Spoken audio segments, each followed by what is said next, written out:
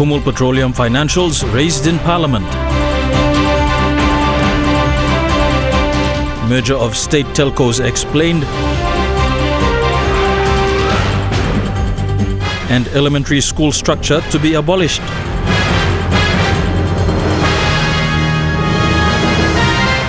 This is National EMTV News with Meriba Tulo. A very good evening. Thank you for joining us. This is Tuesday's news. Immigration and Border Security Minister Petrus Thomas has instructed the Chief Migration Officer to suspend all migration services provided by visa agent companies. This follows police investigations into the allegations of visa fraud by a passport and visa service agent and a Chinese national recently charged for bribery. Minister Thomas says all clients will now have to lodge their applications directly with Immigration and Citizenship Authority or ICA. By the 1st of June this year, no applications will be accepted from visa agents, and the suspension will extend until ICA develops a policy to regulate registration and monitoring of all agents. The reporting of financials by national oil and gas company Kumul Petroleum has been raised in Parliament. KVing MP Ian Ling-Stuckey raised concerns over discrepancies by KPH in its reporting to the Internal Revenue Commission. His questions based on recent PNG EITI country reports.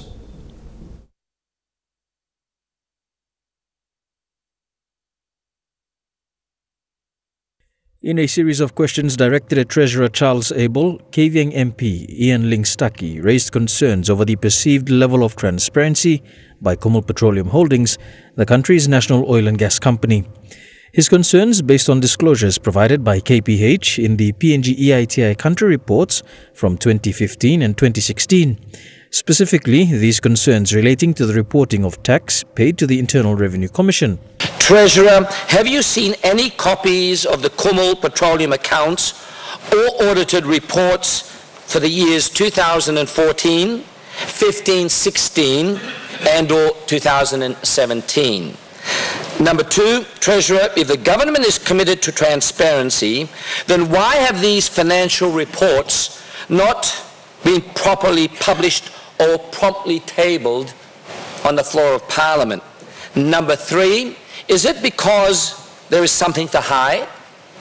In response, Minister Abel said that whilst the reporting process was lengthy, it was also important that KPH work within the set auditing guidelines to ensure that its records were a true reflection of its accounts. And through the EITI, the purpose is to make sure that we collect and marry the information from both sides for the benefit of the public. Whilst acknowledging the discrepancies in information submitted and published in the PNG EITI country reports, Minister Abel also gave an assurance that he would seek answers from all parties concerned and subsequently provide a detailed response in Parliament. He also assured the members that the audited reports for KPH would be completed and tabled on the floor of Parliament.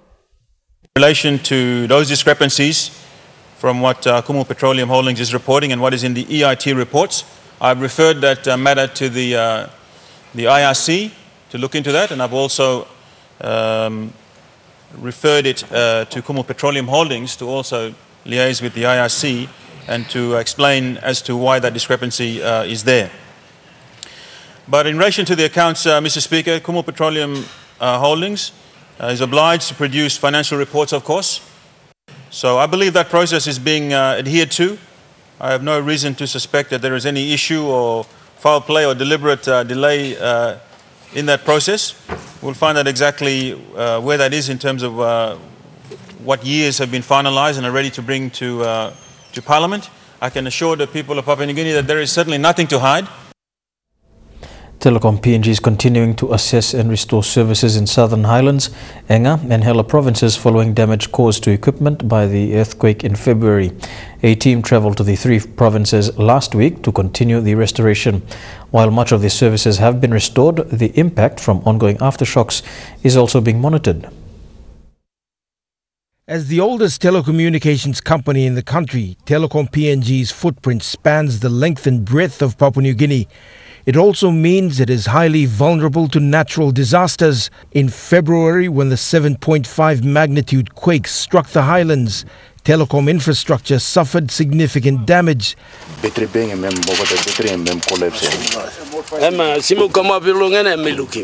And while services were restored days after the quake, the long-term restoration will take the rest of this year. Our setup in Tari was affected. The very first incident that we have experienced was that our main transmission link, the dome set link through our existing towers here, was shifted. And unfortunately, our voice services and our services into Tari has gone off. Last week, technicians visited sites in 3 provinces. The sites that suffered the most damage were those closest to the epicenter in Hela and neighboring Southern Highlands. Batteries that powered the equipment were damaged during the quake. It's taken a lot of time to go through each site and repair and restore services. We can be able to connect them now. We have the capacity on the ground to cater for that. It has also presented fresh opportunities. Tari and surrounding areas will soon have access to 4G services, making disaster reporting much easier. More than 70 people were killed in the earthquake. The deaths were reported in various parts of the Southern Highlands and Hela. And while the machines are being replaced and the services restored, it will take many more years before the people settle into a normal way of life. Scott Waide, National MTV News, Lai. The merger of Telecom PNG, PNG Dataco and B-Mobile into Kumul Telecom Holdings has been described as necessary to ensure that the country benefits in the long term. State Enterprise Minister William Duma, in responding to questions regarding ownership of these SOEs and the rationale behind merging these entities, said the government had been forced to bring about these reforms to save jobs and increase efficiency. The decision by government to merge telcos, Telecom PNG, Dataco and B-Mobile under the Kumul Telecom umbrella was raised in Parliament this morning. Member for Rabaul, Dr. Alan Marat, sought clarification from the State Enterprise Minister as to the shareholders of these entities as well as the rationale behind the merger. Who are the shareholders of Dataco and its subsidiary Dataco Pacific and their percentages of their shareholdings? Question 2. Who are the shareholders of B-Mobile Vodafone and the percentages of their shareholdings? Question 3. Are there any business connections that any member of the national leadership has with Dataco and its subsidiary Dataco Pacific and with B-Mobile Vodafone? Very good. Question 4. Who are the directors of Dataco and its subsidiary Dataco Pacific and of B-Mobile Vodafone? Question 5. Who are the CEOs of Telecom, Dataco and its subsidiary Dataco Pacific and of B-Mobile Vodafone? Question 6. Telecom claimed it was owed a substantial amount of money, allegedly by B-Mobile, and Telecom was ordered to write off those debts. Telecom was alleged to have owed a substantial amount of money to a commercial bank, which that particular commercial bank has vehemently denied. It is claimed that at the moment Telecom makes about 3 million kina a month, whereas the other 2 are alleged to be insolvent. Minister, could you, through the chair, could you explain to the citizens of Papua New Guinea the truthfulness of these claims which seemingly justify the merger? Question 7. Which of Telecom, B-Mobile and Dataco have been the most profitable? If Telecom is the most profitable, why is it that in the ongoing merger, you, Minister, are not bringing B-Mobile and Dataco under Telecom, but forcing Telecom and its citizen employees to come under B-Mobile? Wow. Which was allegedly run down by the same person who is now heading Telecom. And under Dataco, which telco is merging into which telco? And what is the rationale for such a direction, Minister? State Enterprise Minister William Duma, in response, said although some of this information was sensitive, he would respond to Dr. Marat in writing.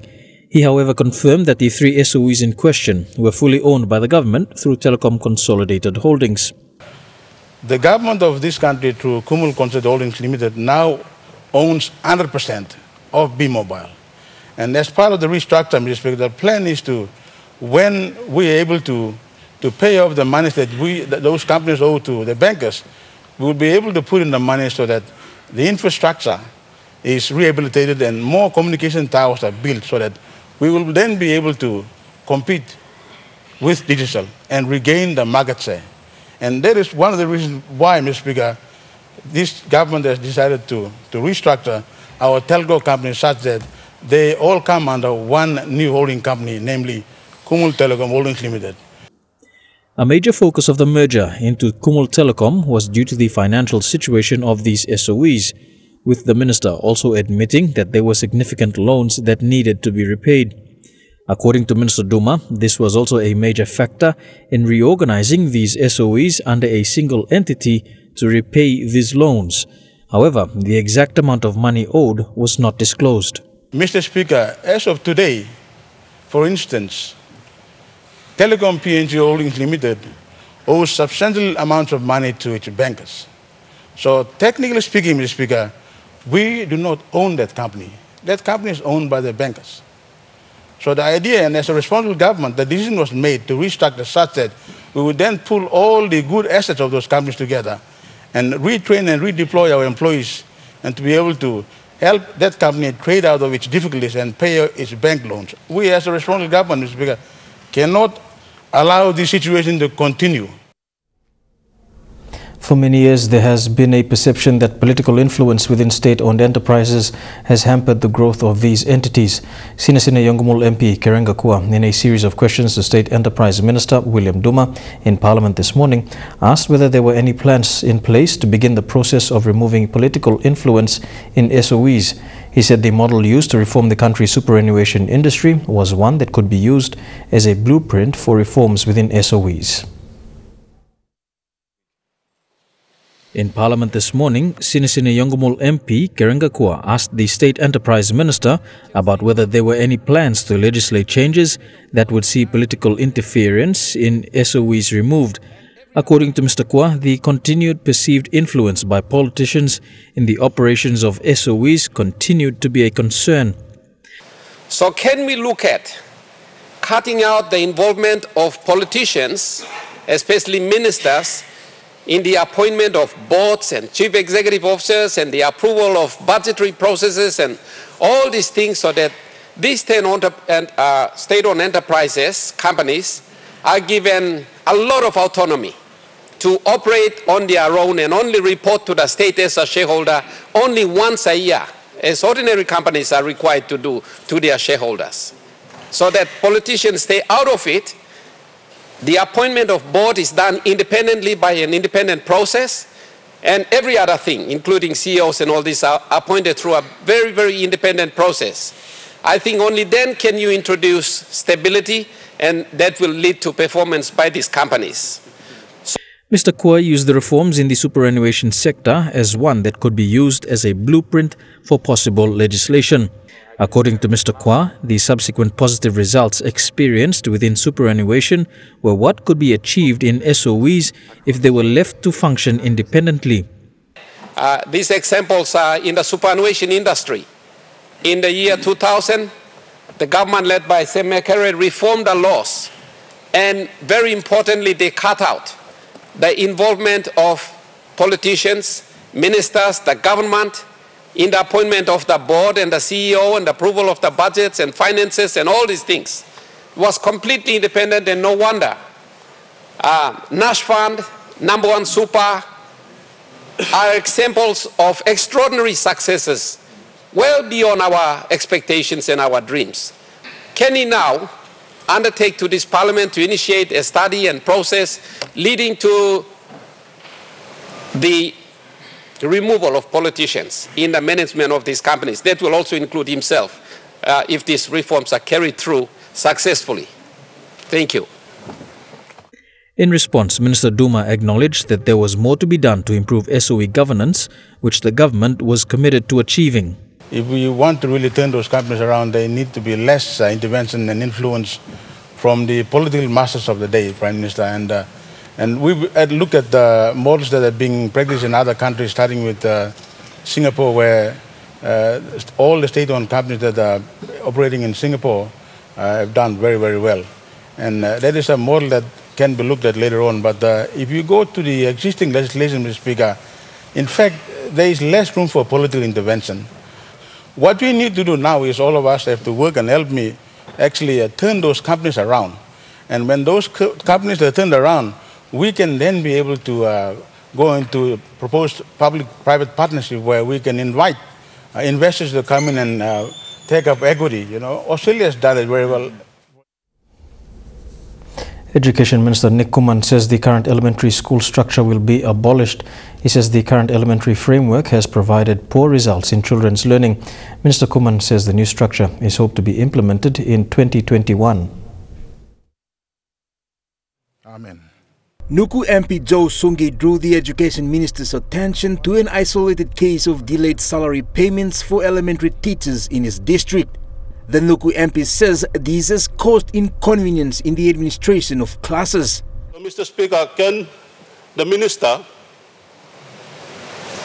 inform this House, the people of Papua New Guinea, and most importantly, the teachers, the elementary school teachers, what the plans are, what his plans and it's been in the Teachers' Choice Commission, what plans he has and his department to address the issue of elementary school teachers. Firstly, for them to be on the payroll, especially for my district.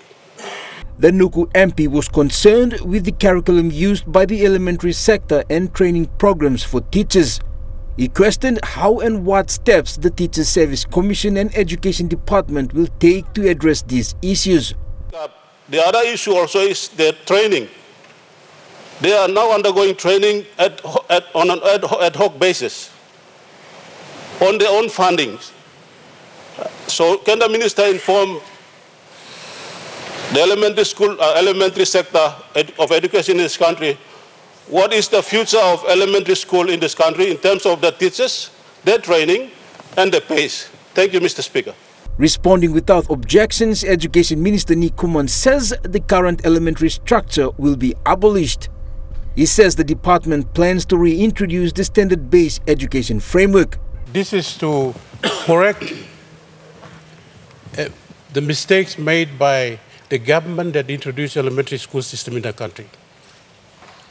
And one of the the essence of good quality education to be delivered is at a very early age of our education. And the kids at the age of 5, 6, 7 are at the prime age where they can be able to pick up very quickly. The Education Minister admitted to the poor performance of students attending elementary schools throughout the country. He says it has taken 2 years for the government to improve elementary learning. All work let him talk place. Now let him talk vision long education. The students who progress to grade 3 after the first 3 years of elementary becomes a serious problem. Kids were not able to read and write, were not able to count and recognize the colors, the shapes, alphabetical letters, the numbers, very difficult. Minister Kuman is hopeful that the new elementary structure will be ready for full implementation in 2021. We are pushing the elementary out altogether. It is true this government last year made a deliberate decision to ensure that basic government services at the ward levels, including basic health service, the village court, and any childhood education, including PrEP, to be established in our ward system throughout the country. Jack Lopava Jr., National EMTV News. NCD Governor Paul Pakop says politics has been the influence in the administration of sporting codes in the country. Governor Pakop says the country is not moving forward with development of sportsmen and women, but with self-interested motives. Governor Pakop directed a series of questions to Sports Minister and Prime Minister Peter O'Neill. Politics here and killing potential, there's a pathway for young people in Papua New Guinea. Meeting politics here, but then go killing sport here. Look at football. It's been there 15 years. So me come to parliament, they start before yet, now he come and by winning me to the parliament. So this is a problem we have in sports administration, or sport association, or sport politics is killing the potential for young people in our country. Mr. Speaker, if they really cared about the sport, they will put their differences aside and put the interest of the sportsmen and women ahead of themselves. And they should be working together to making sure that we build on the many successes that we have had so far. A decision on the election petition filed against Yanguru Sausia MP Richard Maru is expected to be handed down this Thursday. The case, filed by losing candidate Philip Wararu Waranaka, was on the grounds that the election process was abused. Mr. Waranaka, who appeared in person before the Court of Disputed Returns, had submitted an application for adjournment from his lawyer. However, Justice Ambeng Kandakasi, who presided over the case, said the application was not filed with due process. He then ruled that the case be adjourned for the final time to May the 31st. You're watching National EMTV News. We go for a break now, but we're back with more of today's stories. Stay tuned.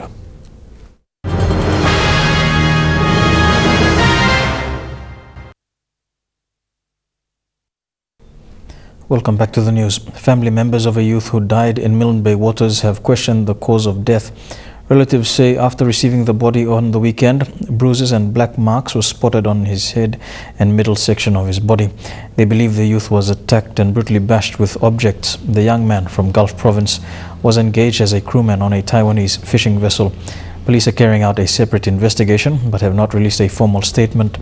The body of the deceased is currently at the Port Moresby General Hospital morgue. The Lai City Council Health Division has laid a complaint to the fraud squad against an officer who is alleged to have received bribes from a Lai-based company. The division is now waiting for the Morobe Provincial Administration to issue a suspension notice to the officer. Julie Badwi-Owa with this report. After weeks of controversy related to breaches of health regulations by various businesses in Lai City, EMTV has been told at least one officer within the Lai City Council Health Division is set to face fraud charges. The officer has not been publicly named, but we do know the Health Division has laid a complaint with the police fraud squad to investigate allegations of bribery. And the fraud squad is checking the allegations against the implicated officer at the LCC. Since the release of an investigation into the Lai City Council, various long-standing issues have been exposed. Public confidence has improved and more people are reporting problems to the city's health division. The Lai City Council Health Division currently has 7 health inspectors. Their job is to ensure there is compliance to the city's health regulations, something that has not been actively done for many years. The Health Division Director has not made an official statement, but it is understood the division is waiting for the provincial administration to issue the suspension notice to the officer. I am taking a zero tolerance on everything here. I will make certain that everyone who doesn't follow the rules will have the licenses cancelled. But I need good support from the administration, because I don't sign the papers, I don't issue the licenses. The Lai City Council Health Division will meet with other authorities on Thursday this week to follow up on pending reports by the public concerning alleged illegal business operations in the city. The division will then issue closure notices to businesses that are operating without complying with the government's regulations and requirements. Julie Badwi-Owa, National EMTV News, Lai. The Papua New Guinea Tourism Promotion Authority says it will put forward a policy agenda to support the growth of the tourism industry in PNG. This includes showcasing the best practices that promote inclusively and sustainable tourism initiatives. These remarks were featured in the opening statement made by TPA Chief Executive Officer Jerry Agus at the start of the 52nd Tourism Working Group meeting in Port Moresby today. Though no specifics were made on what priority agendas TPA will be putting forward, TPA says the TWGM places PNG in a strategic position to lead discussions. As discussions for developing the tourism sector continues this week, the 21 member countries will have to foster ways forward in encouraging economic development through tourism and travel. Though the 21 member countries are at different levels of development, the goals in developing tourism sector are the same. For Papua New Guinea, TPA says the working group gives PNG the opportunity to highlight its challenges and opportunities that are available in the tourism sector. Outcomes from these discussions will be released when the meeting concludes tomorrow. Tekla Gunga, National EMTV News. The St. Joseph's Catholic Parish was filled to capacity yesterday morning as senior pilots from Air Niugini bid farewell to one of their own. The late Captain Vincent Kip Ma was described as a humble, silent achiever who progressed through the ranks to become captain of the government Falcon jet. Among those present to pay their respects was Prime Minister Peter O'Neill.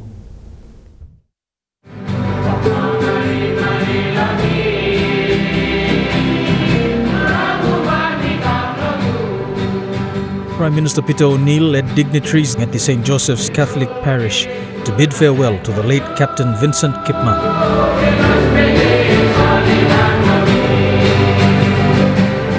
At the time of his passing, Captain Kip Ma was the captain of the Falcon, the official government aircraft. In the eulogy delivered by his children, Captain Kip Ma was described as one who, although was blessed with an abundance of talent, was also a dedicated father and friend. It sure does break all of our hearts to see the man travels hundreds of miles an hour to be laying motionless before us all. I guess the Lord needed a pilot in heaven sooner than we expected. At the time of his death, Captain Kip Ma was a member of the government flying unit and captain of the Falcon jet, the assigned aircraft for the Prime Minister. According to his close friend and fellow pilot, Captain Ben Lopa, the qualities that stood out for Captain Kip Ma were the humility and the willingness to learn and progress in this demanding field in aviation. We set out over 2 decades ago to get our flying wings, and we succeeded. But you have taken another big step. You always lead, and you have finally attained the ultimate heavenly wings, the kind that does not wither or get clipped. High above the skies, you will soar like a falcon.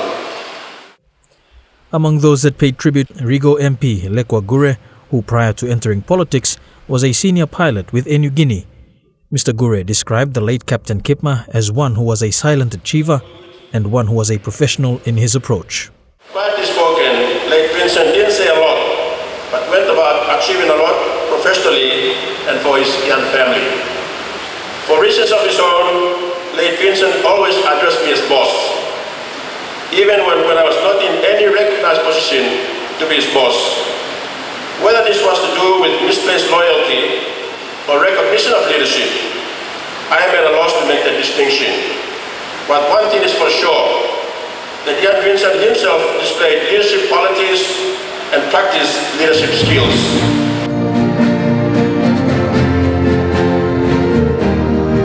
Captain Kip Ma is survived by his wife, Brendilyn, and 6 children. He will be laid to rest later this week.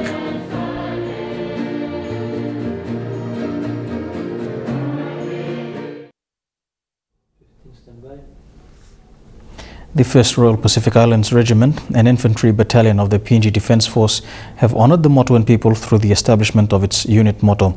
The motto, Abiauka Aureana, which in Motu means brave and courageous, was unveiled today by Gary Towner, a representative of the Motuan people. The motto is in appreciation of Motuans for the use of their traditional land as the base for the 1RPIR.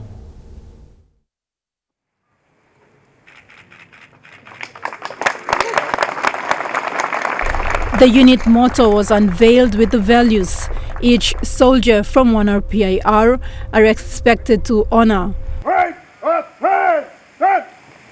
Both the motto and values were erected at the entrance of 1RPIR base at Tarama Barracks just outside Port Moresby. The motto was first launched on the 11th of March to commemorate the establishment of the Infantry Battalion. Very historic occasion. Now it's going to stand proudly in front of the gate. It's going to greet every soldier that walk in and out of this barracks, every citizen that come in and out of this barracks. That motto will tell you and I, and will tell our civilian population of who we are and what we stand for. The 1st Royal Pacific Islands Regiment has a unique history. It was established in 1951. Since then, members of 1RPIR have served the Papua New Guinea Defence Force on various international missions. This includes the one in Vanuatu in 1980, the Bougainville crisis in the late 1980s, and Solomon Islands in 2003. Because it is from here that we launched all of our work, that we trained to do our work, and that we lived with our families. It is here on Motuan soil that we have prepared and gone forth either to do battle or to help people return back to a peace and normal life. And it is also a great honor for my... Representing the Motuans, Gary Towner, an announcer with Central FM, says the Motuans will be proud to see soldiers from 1RPIR go out and conduct military duties under a Motuan motto. The word Abiauka Oreana is a Motuan word which simply means brave and courageous. Since Tauranga Barracks is where it all happened some 60 plus years ago, and it is fitting that Tauranga Barracks will go around with a Motuan slang or a Motuan motto wherever they go, whatever they do. Thekla Gunga, National EMTV News. This is National EMTV News. We go for another break and be back with more after these messages. Stay tuned.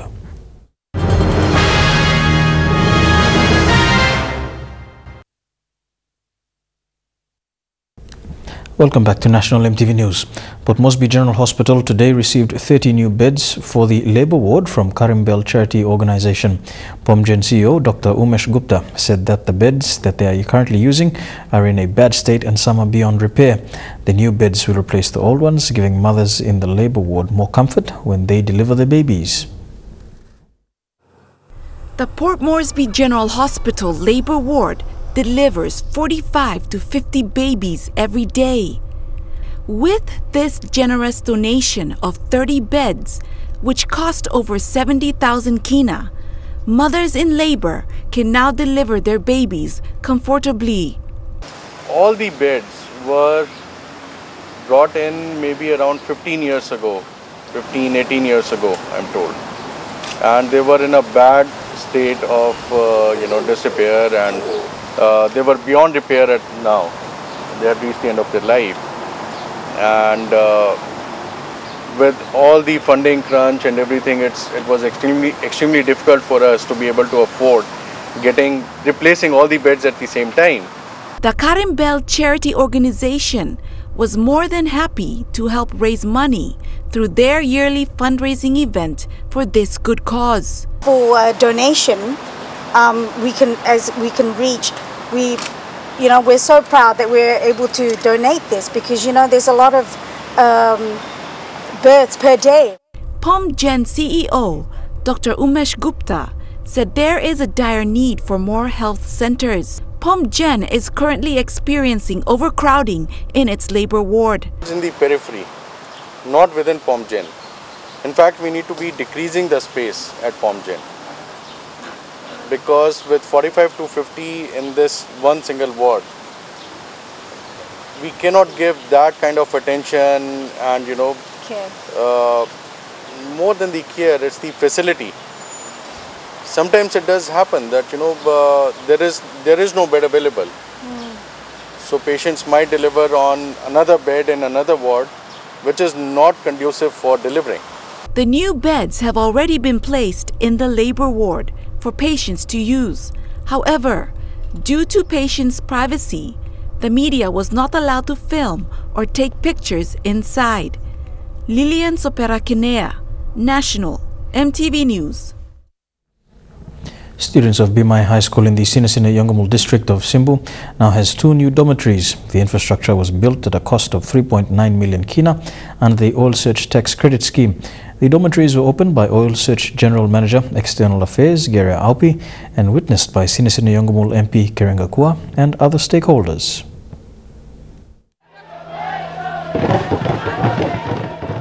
Hundreds gathered over the weekend beneath the mountains of Tokma to witness the opening of 2 dormitories, teachers' houses and a double classroom. The stakeholder dignitaries were given a rousing welcome by the locals. With Sinisina Yongomul heavily investing in the education sector, the local MP says only education will be influential in the district's development ambitions. Chimbu, you know that nar plarot. You may get 1 plarot, that's all now. You may like developing, you may get business law, move forward. You may must go sana backside law, education. The infrastructure is funded under the Oil Search Tax Credit Scheme program. Head of External Affairs Gary Aupi says the oil giant is committed in helping the government improve and support the education sector. And this is a partnership between the government, the company, and also the local communities. This is also a very effective way of delivering social projects and also infrastructure. We need to buy shower kelly. Yes, shower kelly. The dormitories will cater for fewer than 100 students, while the teachers' houses and double classrooms are ready for use. All cost 3.9 million kina. You are looking now, Simbu, now and come up equal participating partner, any forum in Papua New Guinea. Other schools which have also received infrastructure support include Moana Secondary and Kude High School. So far, Sinisina Yongomul district has invested 21 million kina in the education sector.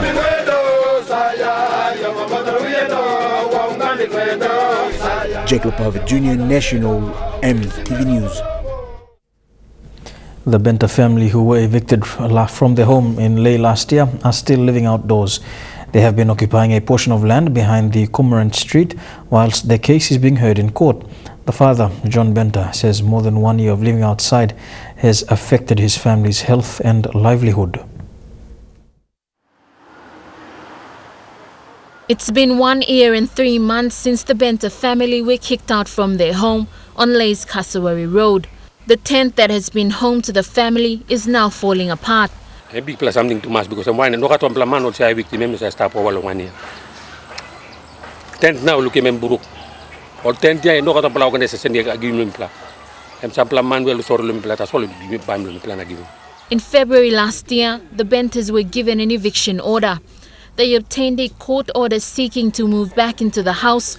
Whilst the court case progressed, however, it was never acted upon. When we got the stay order, we came down to the tenant and delivered those stay order to the tenant and the housing commission. And after that, there was nothing done about it. And they wanted us to get the police to come and evict them.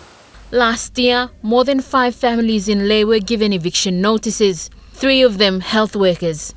There are currently 7 people living in this tent. Amongst them is John Benta's 8-year-old nephew who stays here and goes to school. Family members have been frequently getting sick since they started living out here. Mr. Benta says it's because of the living conditions. Family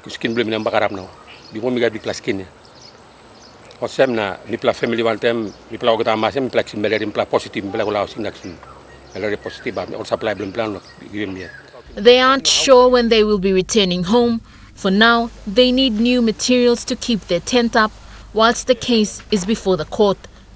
Lucy Kopana, National, MTV News, Lai. Here with Tuesday's news, we go for a break now. When we come back, some sporting updates in Trukai Sports.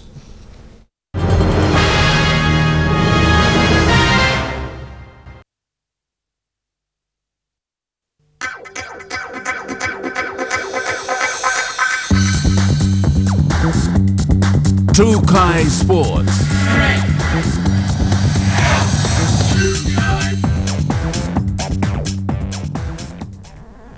Welcome to Trukai Sports. The Port Moresby Rackets Club will be hosting the Port Moresby Open for squash and tennis next month, with more attendance compared to previous years. Although most of the Port Moresby tennis members are away at an international tournament in France, the squash fraternity is expecting a large contingent from Cairns and Darwin this year. It will be an exciting turnout for squash this year, with over 160 participants expected to attend the POM Tennis and Squash Open 2018, set for June. We have 2 juniors already representing us overseas, which is very nice. And this year Open, they will all play, our juniors will play. In tennis, unfortunately, the PNG team is overseas. All our superstars, Abigail, Violet and Patricia, are representing the country in Paris, French Open, and then next month's Wimbledon, so they won't be here with us. With almost 7,500 kina up for grabs, participants will be competing in different divisions from juniors to legends for 45 years and above. Squash is also expecting a participant who will be traveling in from Germany. Retired world number 45, Steve Finitis, who's based in Cairns. He's excited to come up, and he will bring up also Australian junior ranked players who will be competing against Amity. This Open,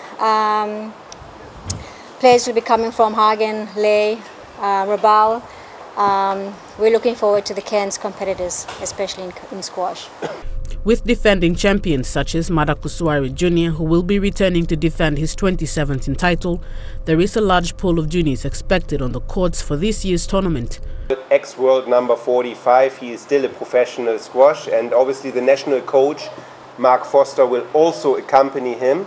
So I did that in particular to raise the level of squash, and also for our representing superstar Madaku Swari. I want that he cannot win this tournament every year without actually have a real competition. So this one will help him as well to get his next level. The tournament will be used to rank players, and interested players who want to take part have been given until the end of this week to register for the POM Tennis and Squash Open on the 15th of June to the 17th. We will start Friday evening around 5-6 o'clock, and then it goes through the whole weekend, Saturday, Sunday. There will be no entrance fee to be paid. Everybody is welcome, so I really like everyone to bring their families and friends. Stacey Yallo, National EMTV Sports. To rugby league now, and the PRK Mendi Muruks team are unhappy with a decision made by the referee and sideline officials during their match against the Agmark Warriors on the weekend. Muruk CEO James Hoon says the on-field call should be analysed correctly before a final decision is made. He said what transpired over the weekend cost them the match. And the refs had play on, and while he was standing there, it happened right in front of his eyes. But then he saw the landsman. Again, he went to the landsman, and the landsman said, oh no, it was a knock-on. Refs and landsmen couldn't be detecting the game. We know PNG, NRL, they spend a lot of money in hosting games, as well as the corporate sponsors. We spend a lot of money, and we want to see quality of the game. One particular ref or landsman cannot decide whom to win. So what had happened has happened. But from now, I'm just speaking my mind to the organizers. We'll go for a break now and be back with more of Trukai Sports after these messages. Don't go away.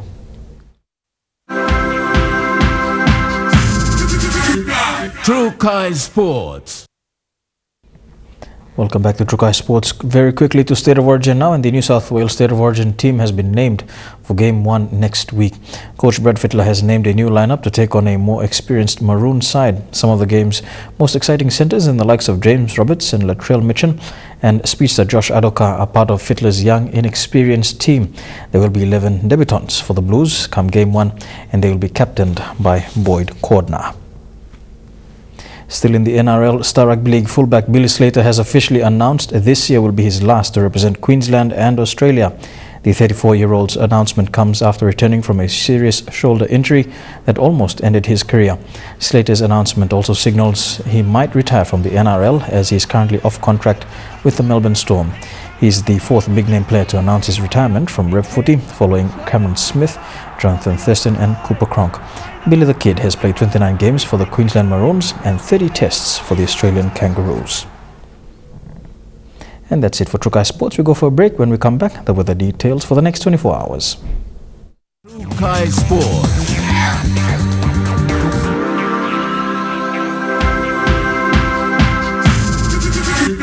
True Kai Sports. The weather details were proudly brought to you by Dulux, celebrating 50 years in PNG and the only paint made in PNG. A quick look at the weather forecast for the next 24 hours, and in the Highlands region, Mount Hagen, Goroka, Kundia, Wamendi and Wabeg, all these major centres can expect morning fog clearing, then fine with afternoon showers developing later on.